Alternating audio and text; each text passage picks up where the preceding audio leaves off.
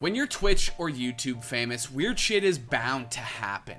And these days are nothing but weird for popular YouTuber Dream after a different YouTuber admitted to creating a fake Dream account, impersonating him, and sending some pretty screwed up messages to his fans.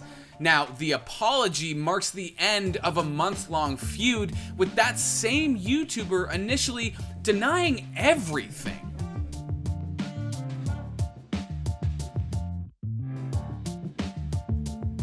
Alright guys, if you want to see more videos like this, you gotta scroll down, hit that subscribe button, and while you're at it, hit that notification bell. We are well on our way to 2 million subscribers, and we need your help to get there. Alright, so YouTuber John Swan, or just Swan, recently admitted to impersonating Dream and to sending some pretty f***ed up messages to random people as him on Discord. Here's how we got to this point. In one corner, you have Dream, YouTube's breakout star of 2020, who literally went from 0 to 100 in the span of a year. And it's easy to see why millions of people scarf down his Minecraft content. I just owned him! In the other corner, you have Swan, who got popular as a drama or commentary YouTuber, essentially talking shit about other people talking shit. Think of Destiny, just way less toxic. But never did I think that my series on former To Catch a Predator host and NBC journalist Chris Hansen would result in some of the most aggressive harassment that I have ever experienced. Alright, now for the fight itself and how it got started. So about a year ago, Swan interviewed Dream for a Minecraft documentary charting the game's rise, fall, and resurgence. Here's Dream talking about that. The collaboration was great. I had a good time. It worked out really well. The guy seemed like a nice guy. You know, I didn't really talk to him or anything. I talked to him only during the documentary, but that was it. Seemed pretty nice, you know? And then 3 months later, that's when drama struck. So yeah, 3 months after that interview, Swan allegedly changed his name and photo to impersonate Dream on Discord, and then sent some pretty heinous messages to people, including ones with the N-word. One of the people that allegedly got messaged was also friends with Dream, and when they reached out and told him about it, at first, he couldn't believe it, but then he saw the screenshots. I didn't know what to think. I was like, somebody's impersonating me, what? So I get screenshots of this impersonation account saying I was gonna make a sex Minecraft mod and saying the N-word and saying other things. Dream then confronted Swan about it. Swan denied doing anything wrong and blamed the situation on a quote IRL who had briefly taken control of his account. And Dream didn't believe this. And I mean, first of all, what the f is an IRL? Did Swan mean friend? And if he did, why is his friend impersonating a popular YouTuber and spamming people with racist messages? Okay, fast forward roughly a year. On February 14th, Swan tweeted out that Dream was a douchebag, alongside a clip of YouTuber Moist Critical criticizing him. I thought Kai didn't believe he had an ego. I was just gonna say, because I went on a podcast with him and he was telling this story about like he always knew he was gonna blow up and his advice to up-and-comers was to be super confident to the point of arrogance. Now, after that tweet and that clip gained a bunch of attention online, Moist Critical put out a video clarifying his thoughts on the entire situation. He said that Dream actually reached out and they talked about the clip in question.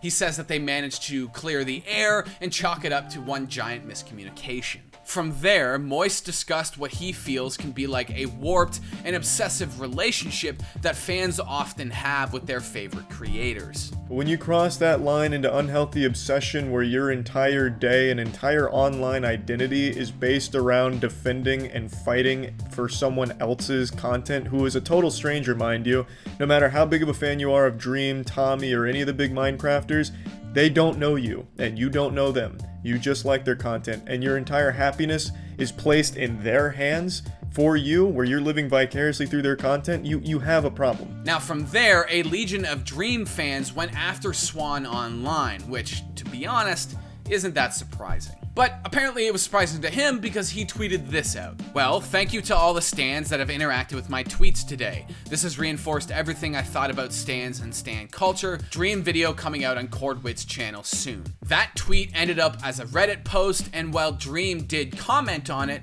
the post went largely unnoticed. Dream called out Swan for that fake Dream heinous messages situation that we just talked about. Now, here's where a lot of people think Swan f***ed up. He tweeted out a photo of Dream's Reddit response and accused Dream of trying to smear him and destroy his credibility. But then people pointed out that Swan probably wouldn't have gotten caught if he didn't tweet out about Dream's largely ignored Reddit response. Like, people started paying attention to this situation because Swan tried to dunk on Dream. From there, Dream jumped on stream to talk about the entire situation, and you've already heard some of that in past clips. Context. I was replying this on a Reddit with 4,000 users. That was a criticism subreddit for me in a comment that had 21 likes when he posted this thread with 3,500 likes. Anyway. A week later, on February 24th, Swan dropped an 18-page Google Doc basically responding to everything Dream said on stream. Now, the doc and Swan's Twitter have both since been deleted, so I haven't been able to find and read that document. But here's Bo Black's talking about it and reading the first paragraph before it was taken down.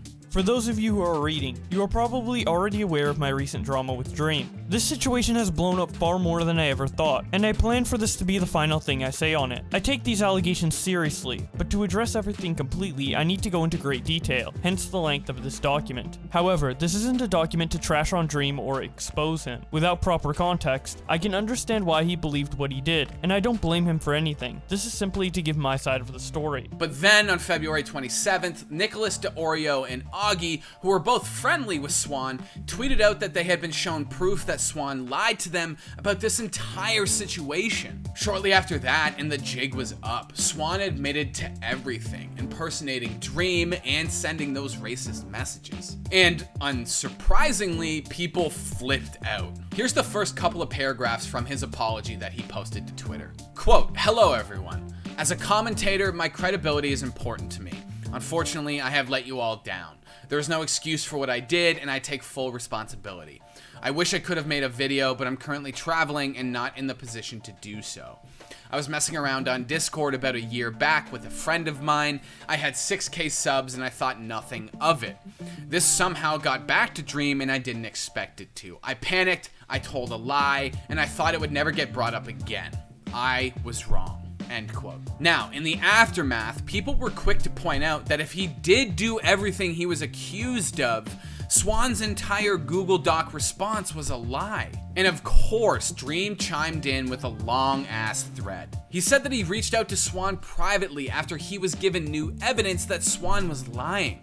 But Dream says Swan continued to deny everything. Dream said that he's disappointed in both Swan and the commentary YouTube channels that accused him of, quote, going after a smaller creator, end quote. He ended his thread by asking everyone not to attack people on his behalf and stated that he's just finished with this entire situation. Now, this is not the first batch of drama that Dream has cooked up in the last few months. At the late end of 2020, Dream found himself accused of cheating by a Minecraft speedrunning moderator. That situation had multiple long-ass Google Docs, stupid amounts of statistics, and at one point, an astrophysicist got involved.